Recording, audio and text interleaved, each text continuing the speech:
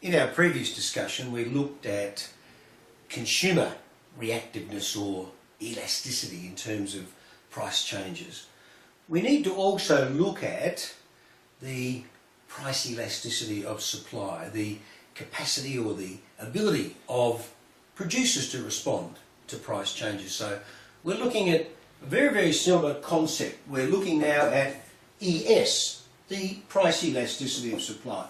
So we're still looking at the percent change in quantity, in this case quantity supplied, and its response to some percentage change in P. So our basic relationship here is what impact will a change in our independent variable have on our dependent variable, in this case the quantity supplied. So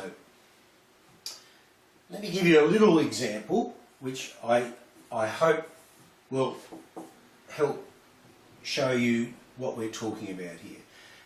Imagine we've got a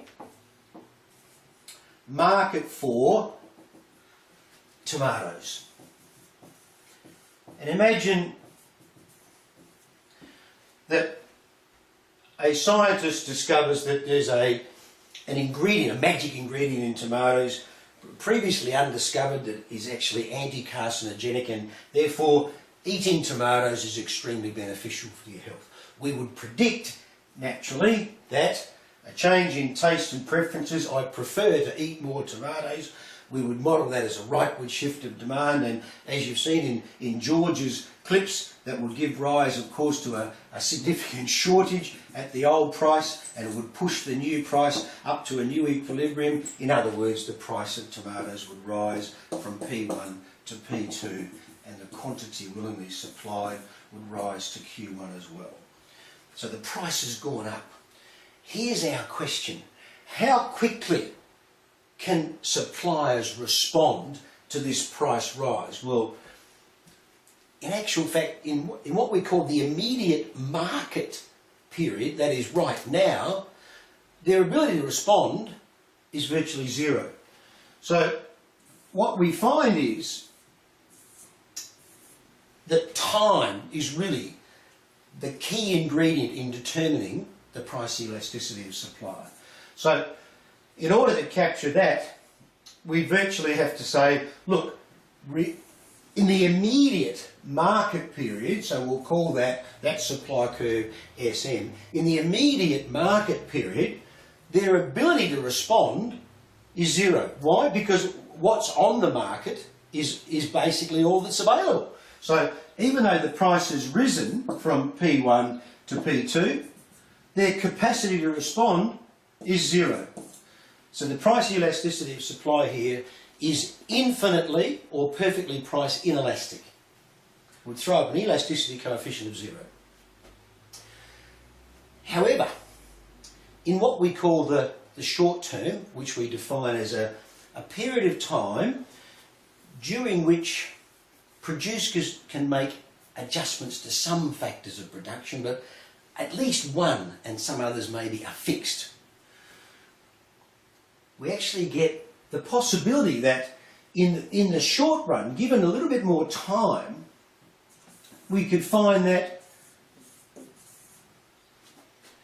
there could be a degree of responsiveness to this price rise. In other words, not very great, admittedly. So it would probably throw up an elasticity coefficient which is still quite low, but albeit positive.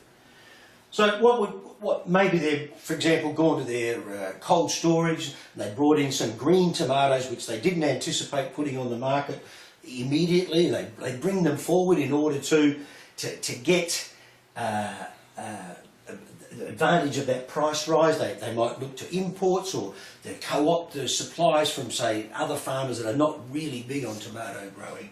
So we need to contemplate the fact that there is some capacity to respond in the short run. But in the long run, we define that as a time frame during which we can make adjustments to all factors of production. In other words, land, labour, capital can all be adjusted to accommodate this higher level of demand. So basically we would expect that in the long run the price elasticity of supply is going to be greater. So our responsiveness to this price rise in the long run is clearly a lot higher. Now, to recap, we're still looking at the responsiveness of quantity, our dependent variable, in this case quantity supplied, to a change in price. Here our dominant factor is time, and we identify three key time periods.